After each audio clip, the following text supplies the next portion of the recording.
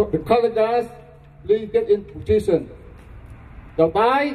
Color guard proceed now. Carry. Colors. Forward. March.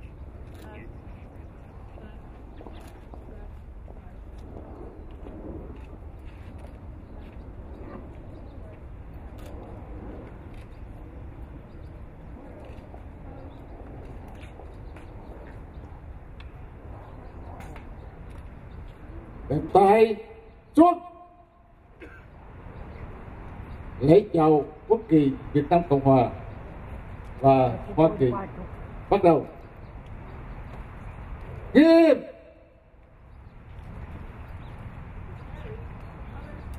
Present arms.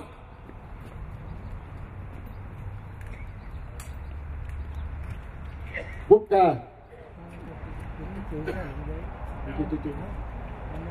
Chào tay.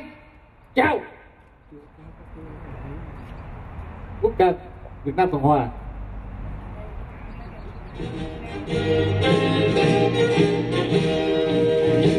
Công dân ơi, lớn đã về sông mơ, trong lòng cùng đi hy sinh cái gì thân sống, vì tương lai quốc dân cùng sống phá khói lên, làm sao cho núi sông từ nay luôn vững bền, dẫu cho thay phơi trên gươm dao, thù nước lanh mau đào đem bao, nòi giống ngục biết phải cần dân ngay, người công dân luôn vững bền tâm trí, hùng chắc quyết chiến đấu làm cho khác nơi vạn tiên người nước Nam cho đến muôn đời. Công dân ơi, mau lên thẳng dưới cờ, công dân ơi, mau làm cho cõi bờ thoát cơn tàn phá vẽ vàn, nòi giống xứng danh nghìn năm rồng rông lát hồng.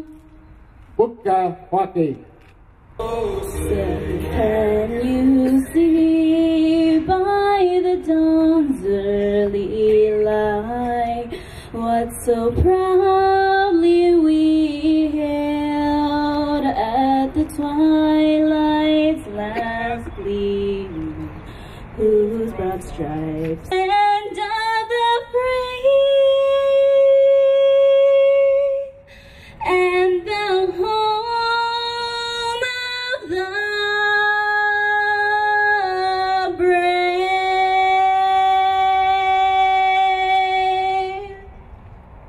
Bàn tay xuống.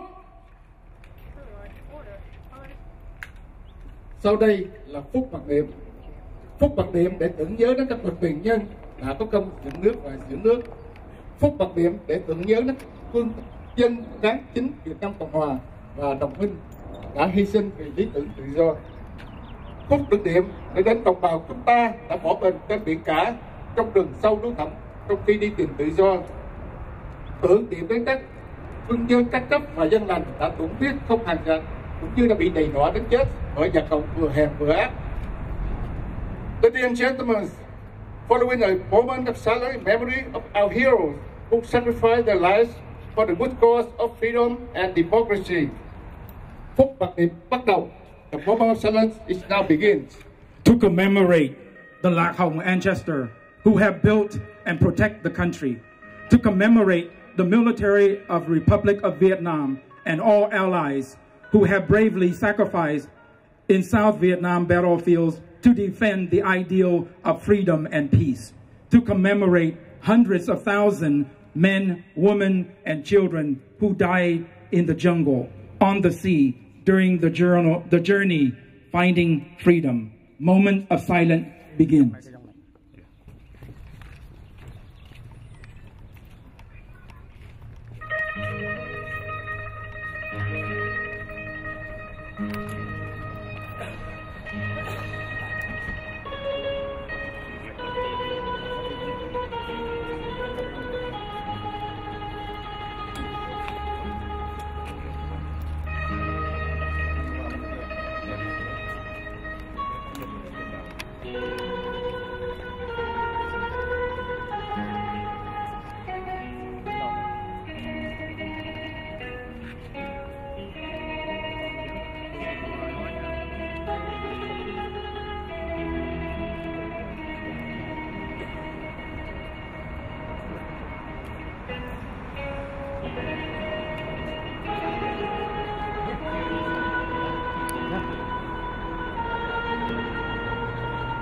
Phút mặc niệm chấm dứt. A moment of silence is over. Nghiêm. Chào tay. Chào. To also to let you know, each of you to let you know the program on your hand.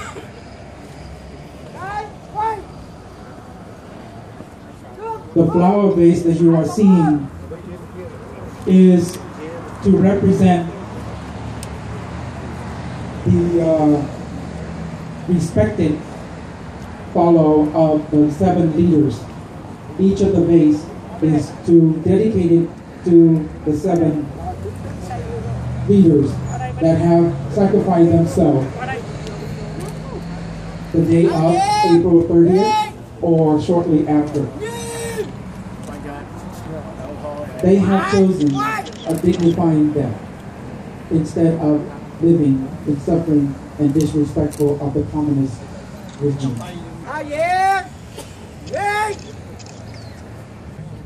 Đề tài xuống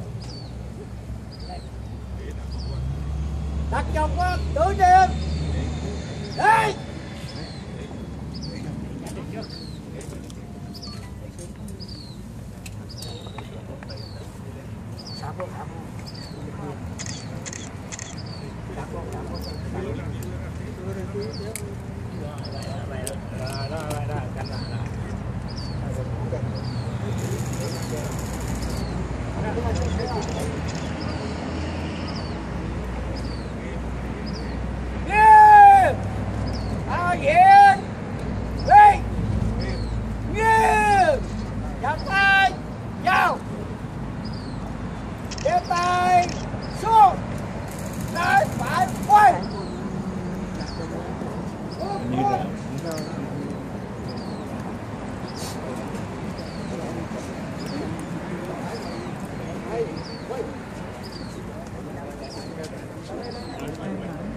Ladies and gentlemen, you are just witnessed the armed forces presentation of respecting to the 7 leaders. And right now, I would like to take a moment to introduce to you the invited guests and the guests that are here today. Along with me, MC and singer Cẩm Tú, she will introduce the invited guests. Congressional Representative Mrs. Zoe Lofgren. And representative for Congressman Joe Lofgren is Chief of Staff Sandra Soto and Congressional Assistant Kathy Chung. Congressional Representative Mr. Mike Honda. President Board of Supervisors of Santa Clara, Mr. Dave Cordesi. Supervisor Santa Clara County District 2, Mrs. Cindy Chavez. Mayor of City of San Jose, Mr. Sam Liccardo. Vice Mayor of City of San Jose, Mrs. Rose Herrera. Council Member of City of San Jose District 1, Mr. Pete Constant. Council Member of City of San Jose District 2, Mr. Ash Kala.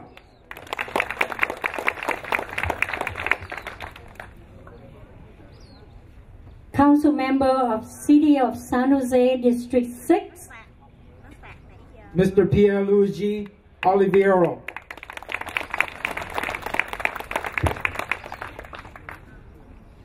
City Council Member of City of San Jose District 7, Mr. Tum Nguyen.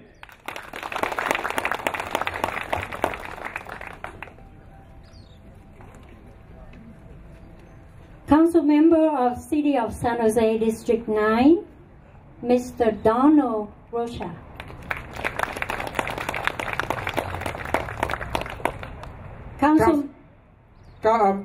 The Mayor of City of Milpitas, Mr. Jose Estevez.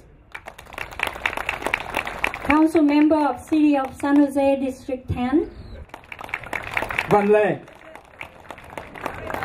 Board of Trustee of District High School, Patty Cortese.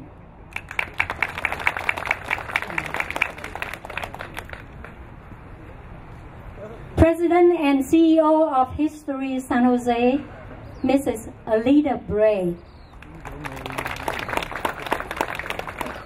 Director of Operation of History of San Jose, Mrs. Barbara Johnson.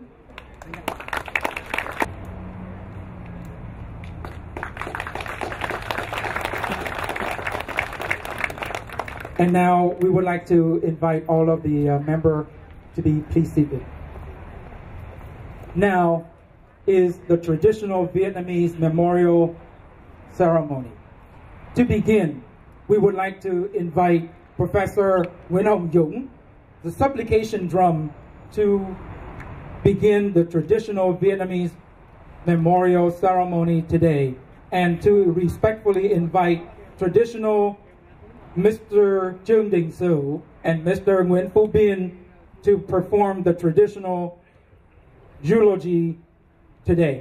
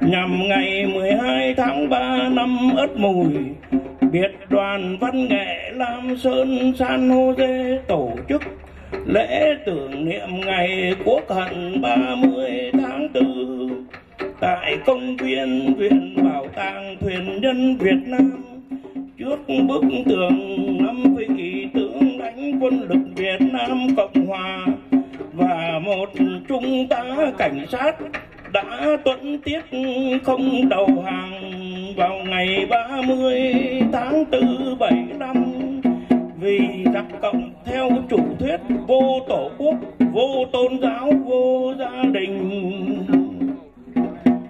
30 tháng 4 75 Việt Cộng phản bội quốc dân, Ba Lê hiệp định hòa đàm sẽ tan, xua quân cưỡng chiếm miền Nam, gây thêm bao cảnh điêu tàn thảm thương. 30 tháng 4 75 là ngày Quốc hận, xin rằng trở quên. 30 tháng 4 75 thuyền nhân vượt biển với trăm nỗi sầu, 30 tháng 4 75, quân dân cán chính Việt Nam Cộng Hòa bắt đi học tập cải tạo, lao tù hoang vu núi thẳm rừng sâu.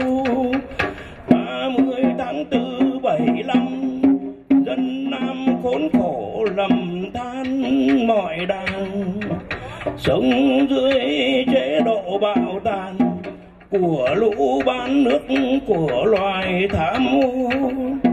Đất đai chia sẻ giặc ô, biển rộng dâng lũ côn đồ Bắc phương. Ngoại xâm dần chiếm quê hương, lòng dân phẫn uất xuống đường đấu tranh, muốn cho đất nước bình an. Quân dân đoàn kết diệt tan bạo tàn, quê hương quang phục huy hoàng. Toàn dân phấn khởi khúc ca khải hoàn, ta về rước lá cờ vàng, tung bay phất phới quê nhà Việt Nam.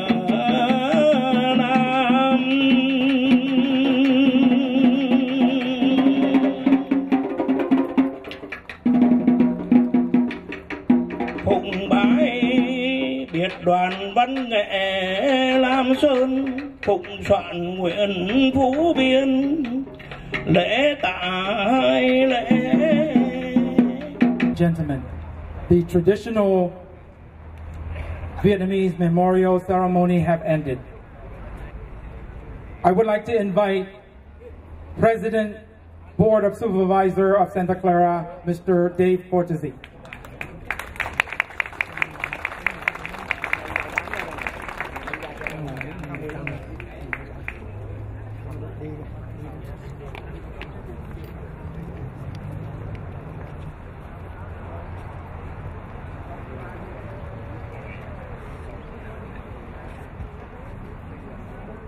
Kính chào quý vị. Thank you. Thank you for the honor of inviting us as invited guests. I'm here with my wife, Patty Cortese from the Eastside High School Board, and with my colleague, Cindy Chavez from the Santa Clara County Board of Supervisors. And we are honored and moved to be with you on this 40th anniversary, April 30th, 2015, 40 years exactly after the fall of Saigon. At the county, we have declared this entire month as Black April Remembrance. We have lit up our county building in the colors yellow and red to commemorate the flag of the Republic of South Vietnam, which is now the Vietnamese American heritage flag here in Santa Clara County. And we have had flag raisings, of course, to commemorate this occasion in our own plaza in the county of Santa Clara.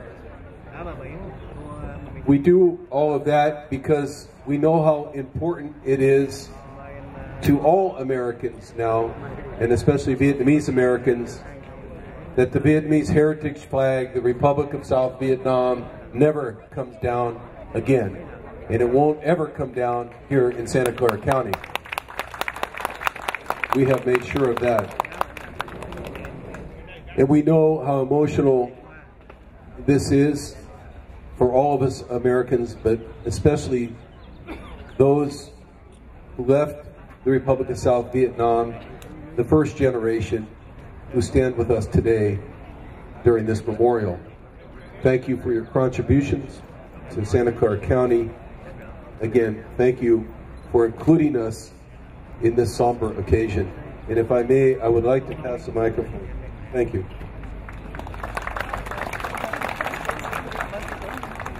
Ciao, quý.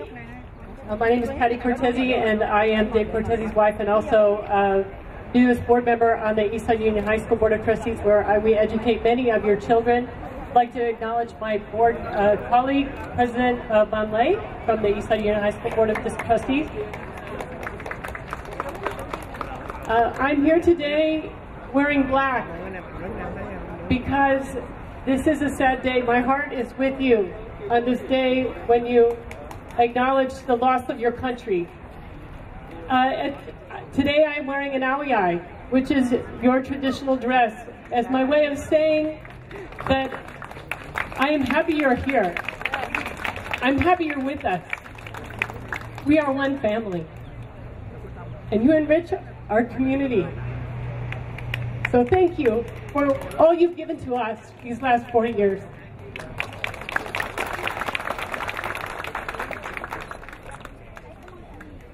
Good morning.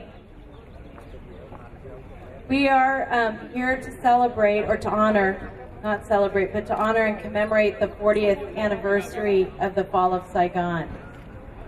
And to acknowledge here, not just the South Vietnamese lives that were lost and the American lives that were lost, but also how important it is to mark this day for future generations. We need children, all of our children, to understand how important this is today, both American and South Vietnamese. I wanted to especially just say how sorry I am for those members of the families of the 7 generals that we're also honoring here in this special place. Our hearts go out to each and every one of you who had a loss. This memorial wall tells an important history, and I'm so honored that its place is here in the city of San Jose and the county of Santa Clara. Thank you for letting me join you. Thank you very much for your thoughts. Thank you to Megan Williams and all of the organizing committee. Thank you very much. Thank you. And now I would like to invite the mayor of San Jose, Mr. Sam Liccardo, and all of the council members of the city of San Jose to come to give your speech.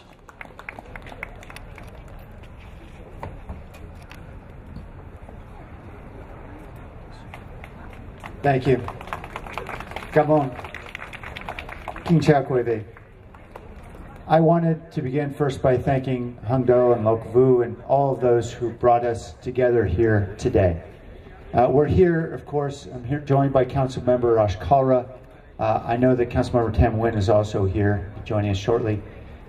And I wanted to talk just a moment about why we're here to remember. I know too many of you know too well why we remember, but I think it's important for us to articulate it.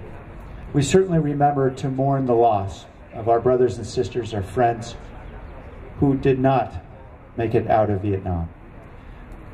We honor the sacrifice of so many who fought for freedom and for liberty and for democracy to enable thousands here in the United States to be able to enjoy those benefits. And while we certainly remember to honor and to mourn, we also remember because we want to honor our community as it is now. And what extraordinary fortune we have here in San Jose through this extraordinary tragedy that befell so many thousands of our brothers and sisters in Black April. But in San Jose, we have benefited by virtue of this extraordinary Vietnamese American community that has become so vibrant and has so enriched our community. And so it is in gratitude that we share with you our sense of mourning and loss and honor for you and for all the members of our community. I wanted to thank each of you for being here today. I want to also ask Councilmember Ash Kalra if he'd like to say a few words. Thank you, Mayor. King Chao Kwe Ve. It's certainly an honor to be here at this solemn moment with the community. Thank you for inviting us to be part of this. As the mayor mentioned, you know, this is really about us being one community, and the tragedy that befell your country 40 years ago is something that all of us should remember and be aware of. Certainly your children and grandchildren, but frankly all children and grandchildren here in California and America should understand what the fight for freedom means. and what it means to lose freedom.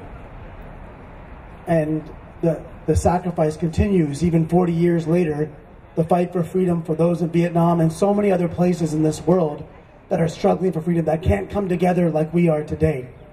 And that we should remember that always. And I'm so grateful and thankful because in the last 40 years, the Vietnamese community here in San Jose certainly and throughout the country has shown to be such wonderful Americans, so dedicated to freedom, so dedicated to their community.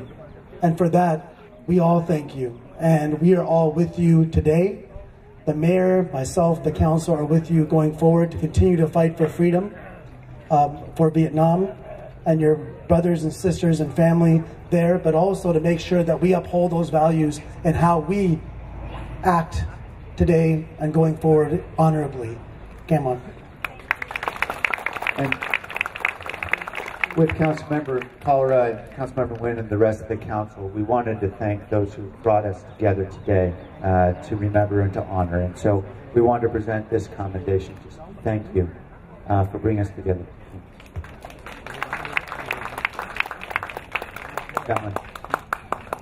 Thank you very much, Mayor, and all the council member of the City of San Jose. I would like to invite the Mayor of City of Milpitas, Mr. Jose Estevez.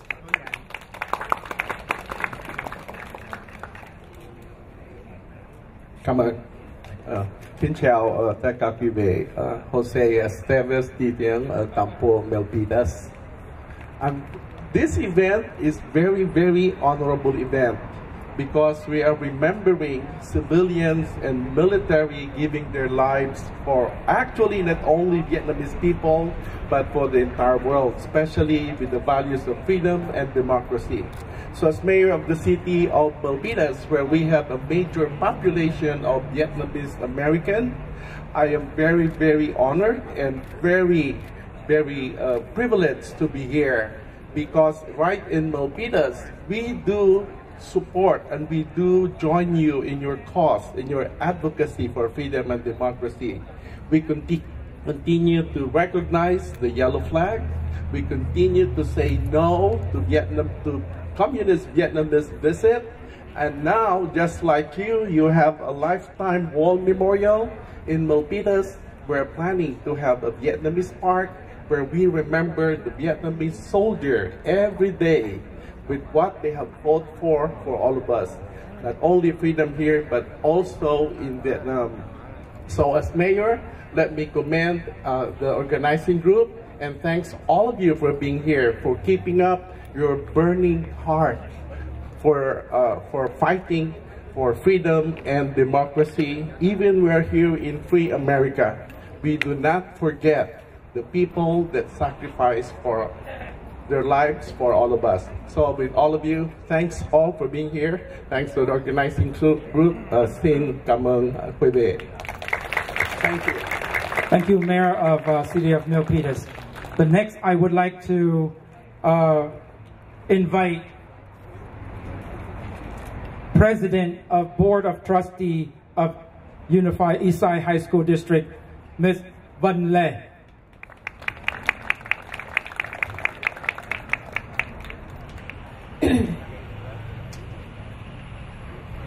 Ladies and gentlemen, it was exactly 40 years ago that the Vietnam War officially ended with the fall of Saigon, also known Black April, a landmark of a crucial and important history day for the first wave of people that left Vietnam as refugees to United States and other countries around the world.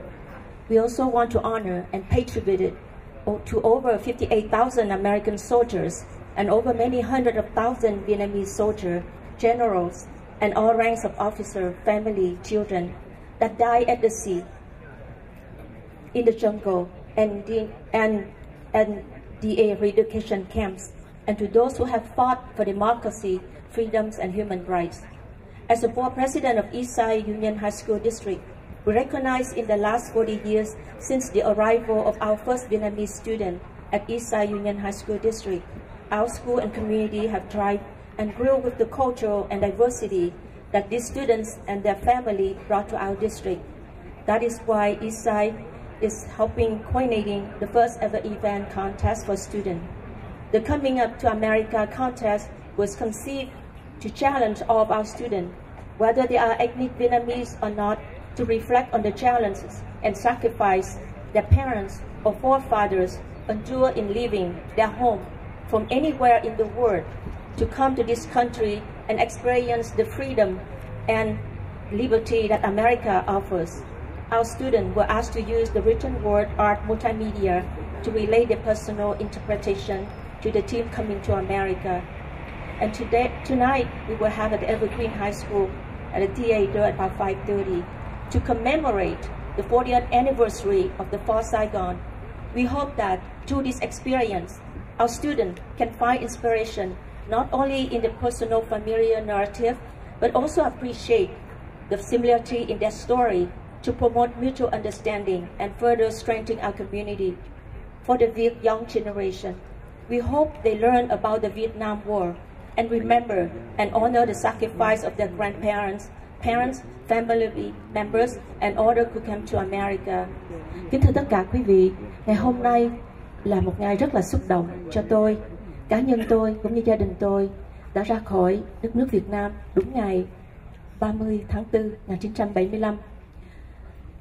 Ngày quốc hận này làm cho tôi cảm động và biết bao nhiêu người đã chết, đã hy sinh. Ngày hôm nay chúng ta đến đây để tưởng niệm ngày quốc hận, ngày chúng ta mất đất nước và không nhớ và tưởng nhớ đến những anh hùng liệt sĩ, những chiến sĩ Việt Nam Cộng Hòa cũng như chiến sĩ Hoa Kỳ và tất cả những người đã bỏ thân khi đi đường vượt biên, vượt biển để tìm tự do, dân chủ.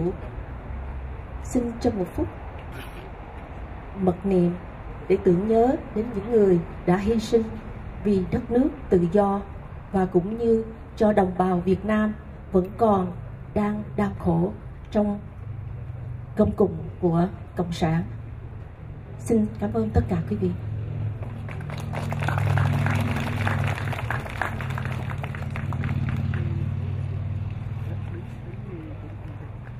So at this time, we'd like to also recognize someone in our attendance here, Lieutenant Colonel Dick Wilkerson from the United States Marine Corps. And I'd like to also ask any other servicemen, United States servicemen who are here, who fought side by side with all of you, if we could please recognize them. Thank you. Kính thưa quý vị, sau đây là lễ tưởng niệm và lễ dỗ do gia đình của 7 vị tướng. Xin mời thân nhân của 7 gia đình ra trước bàn thờ để chuẩn bị cho cái buổi lễ ngày hôm nay. Kính thưa toàn thể quý vị, bây giờ là giây phút hết sức đặc biệt của ngày lễ tưởng niệm và truy niệm các vị anh hùng tuẫn tiết của Việt Nam Cộng Hòa. Trước hết chúng tôi xin được trân trọng kính mời toàn thể quý vị thân bằng quyến thuộc của các vị anh hùng tuẫn tiết hiện diện ngày hôm nay. Xin quý vị vui lòng đứng trước để chuẩn bị và xin ban tổ chức vui lòng cầm sẵn bong bóng. Và bây giờ chúng tôi xin được mời tất cả biệt đoàn văn nghệ Lâm Sơn, tức là ban tổ chức ngày hôm nay, xin vui lòng ra đứng đây cùng với mọi người. Một lần nữa chúng tôi xin quý vị nhanh chóng xin mời biệt đoàn văn nghệ Lam Sơn và đặc biệt là chị Hoàng Mộng Thu, xin chị vui lòng là người đã có hết sức là tận tâm để tổ chức ngày tưởng niệm hôm nay. Kính thưa toàn thể quý vị, bây giờ là giây phút hết sức đặc biệt. Chúng tôi kêu gọi toàn thể quý vị hãy cùng lắng đọng tâm tư để hướng về bàn thờ và chúng ta sẽ cùng nhau truy niệm và tưởng nhớ đến những vị anh hùng tiêu biểu của toàn thể quân lực Việt Nam Cộng Hòa và của đất nước chúng ta. Những người đã hy sinh, những người đã tuẫn tiết vào cái biến cố 30 tháng 4 để vinh danh cho đất nước, cho quân đội. Và ngày hôm nay đã 40 năm trôi qua, chúng ta có một cơ hội hết sức đặc biệt này để tưởng nhớ đến các vị. chúng tôi trân trọng kính mời toàn thể quý vị cùng đứng dậy và hướng lòng về bàn thờ. Please rise and face the altar. Sau đây, chúng tôi xin được trang trọng xướng danh những vị anh hùng tuẫn tiết tiêu biểu mà chúng tôi đã ghi nhận ở trong bức tường tri ân đây. Theo thứ tự thời gian tuẫn tiết, trước hết xin được mời gia đình Thiếu tướng Phạm Văn Phú bước ra.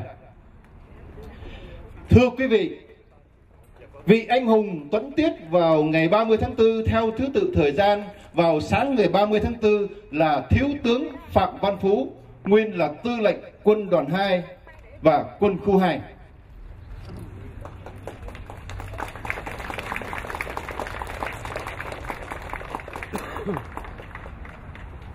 Sau phần niệm hương, chúng tôi xin được mời thân nhân vui lòng thả bong bóng và để chúng ta có cơ hội tưởng nhớ.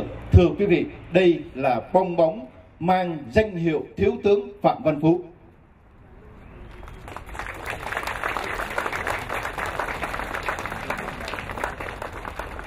Cũng vào sáng ngày 30 tháng 4, Trung tá Cảnh sát Nguyễn Văn Long cũng đã tuẫn tiết để giữ gìn danh dự cho dân tộc và đất nước. Chúng tôi xin được mời đại diện gia đình Trung tá Nguyễn Văn Long bước ra bàn thờ.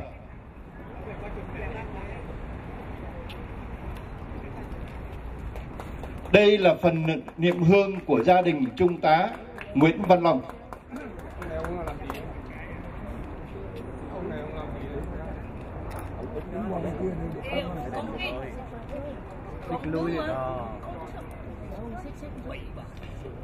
Xin vui lòng thắp hương. Và kính thưa quý vị, đây là bong bóng với danh hiệu của Trung tá Cảnh sát Nguyễn Văn Long. Xin gia đình vui lòng thả bong bóng lên trời.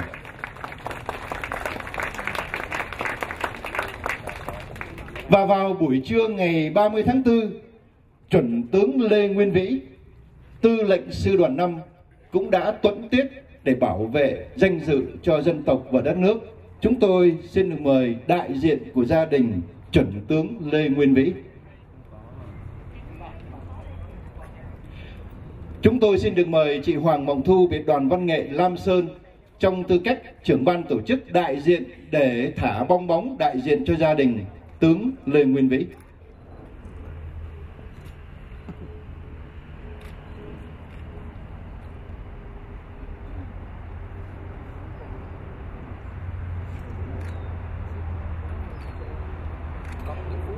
Và đây là bong bóng mang danh hiệu Chuẩn tướng Lê Nguyên Vĩ.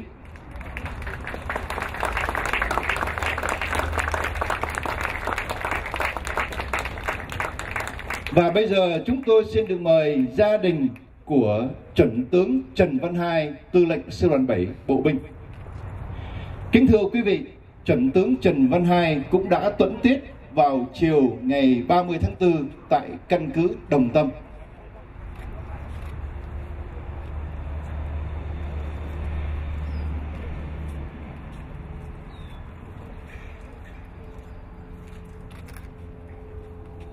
Và đây là bong bóng mang danh hiệu Chuẩn tướng Trần Văn Hai.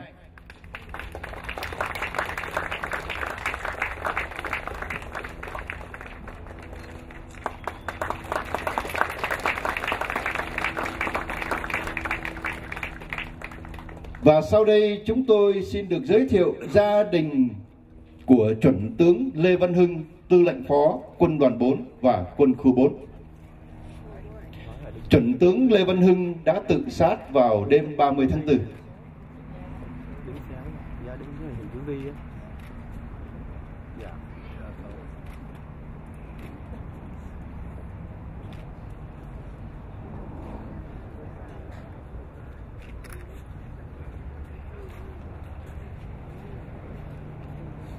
Và đây là bong bóng mang danh hiệu Chuẩn tướng Lê Văn Hưng, tư lệnh phó quân đoàn 4 và quân khu 4.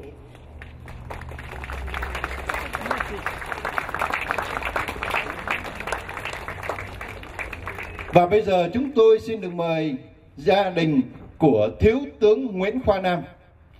Và hôm nay chúng tôi có sự hiện diện đặc biệt của Trung úy Lê Ngọc Danh, là vị sĩ quan tùy viên của Thiếu tướng Nguyễn Khoa Nam. Ông là người đứng sát cạnh tướng Nguyễn Khoa Nam trong những giờ phút cuối cùng và là người đã vuốt mắt cho tướng Nguyễn Khoa Nam khi ông đã tuẫn tiết.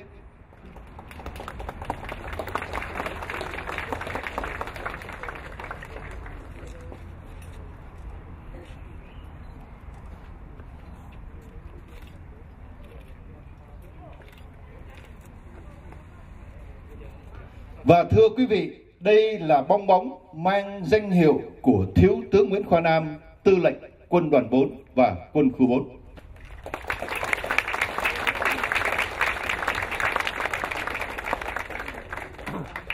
Và bây giờ chúng tôi xin được mời gia đình của Đại tá Hồ Ngọc Cẩn.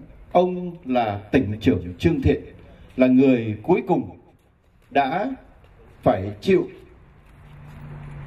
hy sinh trong 3 tháng sau do sự xử bắn của Cộng sản, vì ông đã quyết tâm chiến đấu cho đến giờ phút cuối cùng và không đầu hàng. Và kính thưa quý vị, đây là bong bóng mang danh hiệu của Đại tá Hồ Ngọc Cẩn, tỉnh trưởng Trương Thiện.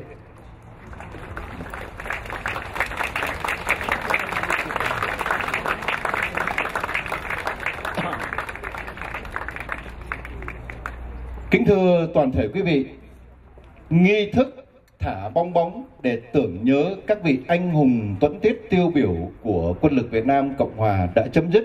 Chúng tôi xin được mời quý vị an tọa và ngay bây giờ chúng tôi xin được trang trọng giới thiệu cùng quý vị Giám đốc Viện Bảo tàng Thuyền nhân Việt Nam Cộng Hòa và Giám đốc cơ quan IRCC, ông Vũ Văn Lộc. Chúng tôi xin chân thành cảm ơn toàn thể quý vị đã đến dự ngày hôm nay. We would like to thank you everyone who come here today.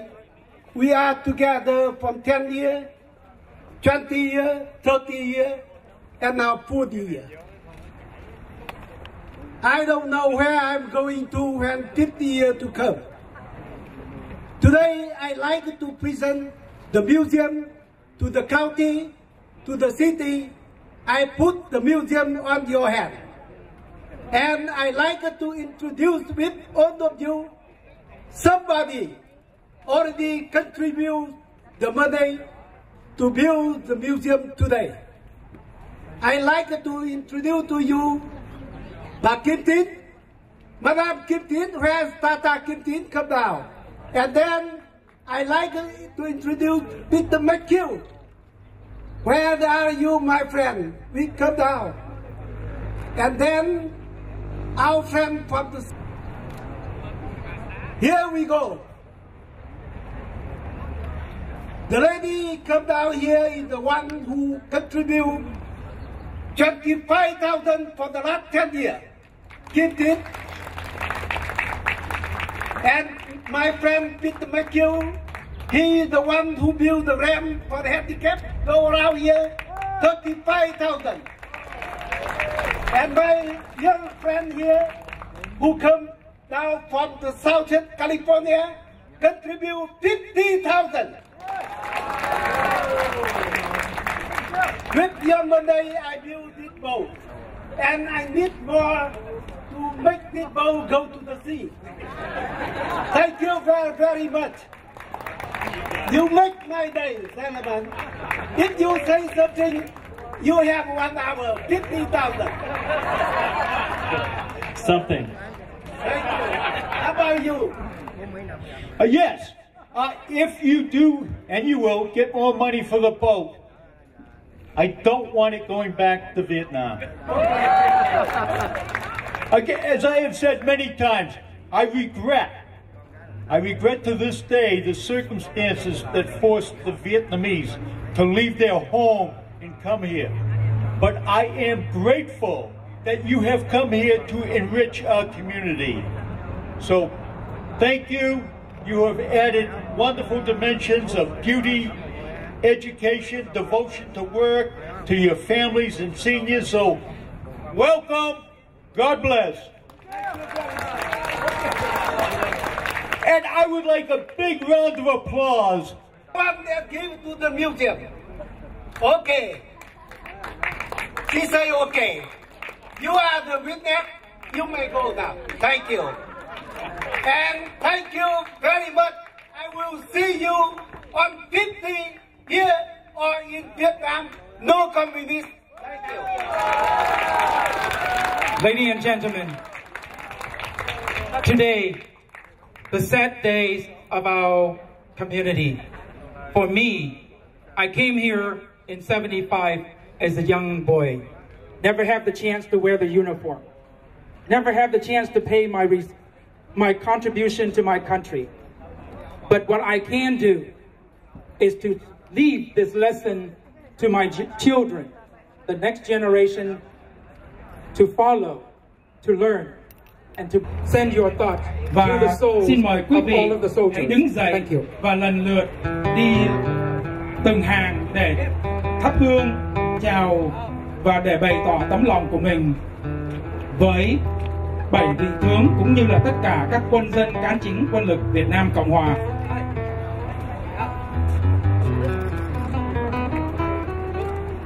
Và xin quý vị thắp hương xong, xin quý vị có thể đi ở phía bên tay phải của quý vị, đi vòng qua bức tường và rồi rút về lại chỗ ngồi của quý vị. Ta để lại cây non xanh bên bờ nấu sẽ này. Bây giờ anh ở đây. Bây giờ anh ở đâu?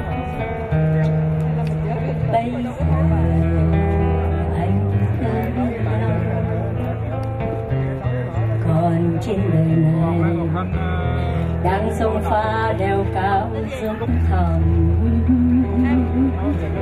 hay đã về bên kia phương trời miên viễn chiếc bao. Trên đầu anh cái nón sắt ngày nào ấp mộng mơ của anh, mộng mơ của một con người. Ôi nó khác chi mây trời hiền hòa, khác chi bốn mùa yên trôi. Có tiếng cười thủy tinh của một vài đứa trẻ và hơi ấm vòng tay ôm của một người vợ hiền. Phải thế không anh? Trong cái nón sắt của anh bây giờ vẫn có đủ trời, mây vẫn hình hòa trôi và bốn mùa vẫn về. Xuân muôn thuở dịu dàng, đông rét lạnh, thu khi xám buồn, khi rực vàng nắng quá, hạ cháy lửa lông trời. Trong cái nón sắt của anh, mặt trời vẫn có đó ban ngày và ban đêm mặt trăng và kính thưa quý vị, vì chiều quá đông quý vị quan khách đến, xin quý vị hãy vui lòng chỉ lẹ lên và tượng trưng vái một vái rồi đi ra để cho quý vị khỏi phải đứng trong nắng. Ladies and gentlemen, if so many people have come here today, if you could quickly pay your respect and move forward so that others do not have to stand in the sun. Thank you very much. Và kính thưa quý vị, một lần nữa xin nhắc với quý vị là quý vị vui lòng xá một cái, và vì cái lư hương nó nhỏ cho nên vì vậy cho nên chúng tôi xin cầu mong quý vị có thể là chúng ta xá một cái xá để mà rồi bày tỏ cái tấm lòng của mình đối với các quân dân cán chính quân lực Việt Nam Cộng Hòa cũng như 7 vị tướng, và để chúng ta có thể có được cái khỏi phải đứng trong nắng. Xin cảm ơn quý vị.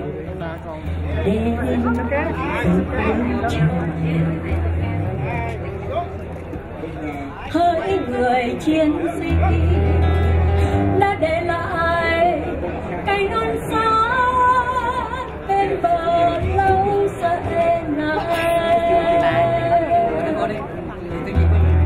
Anh là ai? Anh là ai? Anh là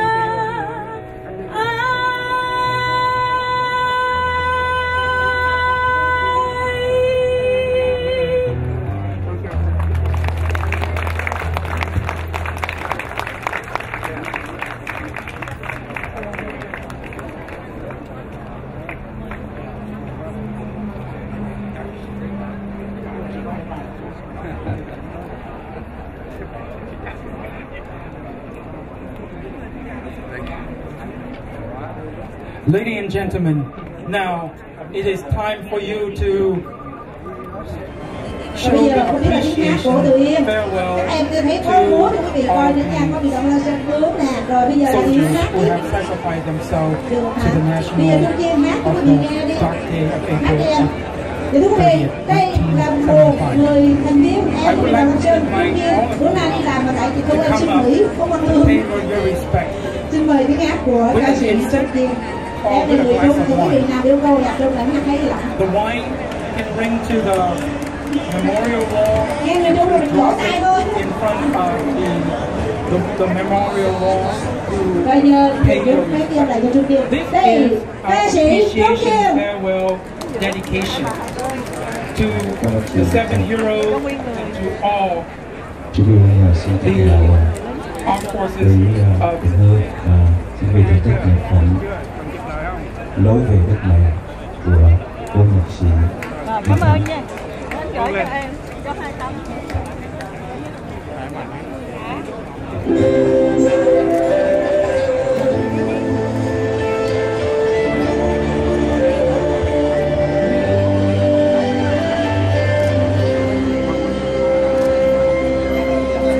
Ngày qua giá tư đất mẹ mà đi,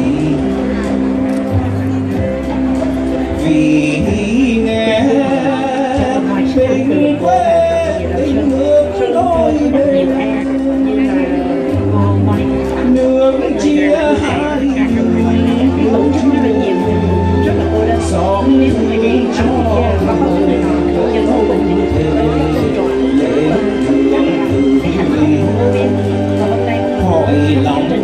em lớn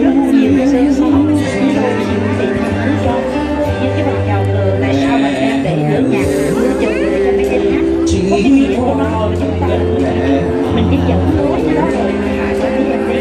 đó là cái lý do tại sao để con đi gìn giữ cho đời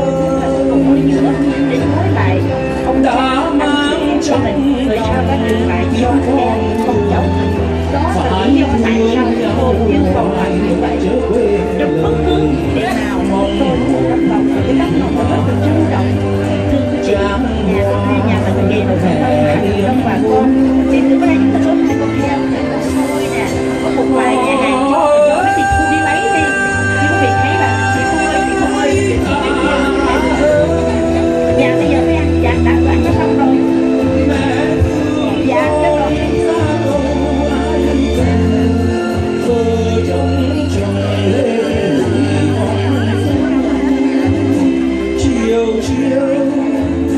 Chiều chiều trông về biển cũ, lòng căm hờn oán quân thù ơi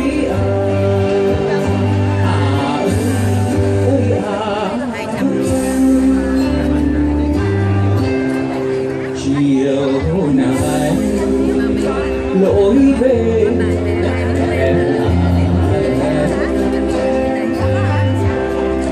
đường xưa con âm u bóng trăng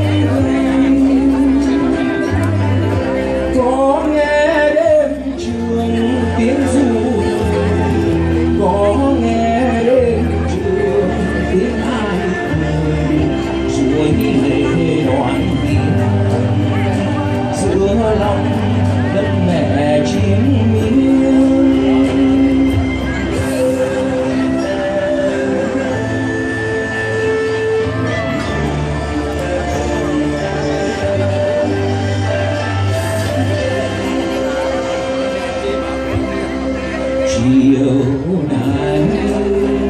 lối về đất mẹ là đây. Đường xưa con ấp ủ bóng trăng gần, có nghe đêm trường tiếng ru, có nghe đêm trường tiếng ai cười, suối lệ loạn tiếng giữa lòng đất mẹ chiến binh.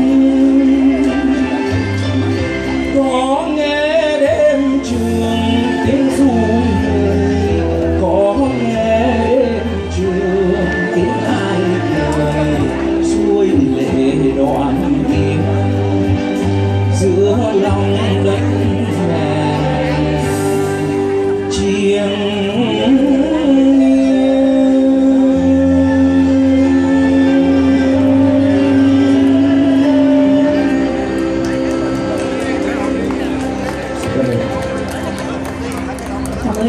Trung Kiên. Thưa quý vị, và để tiếp tục, Hà Ngọc Tú xin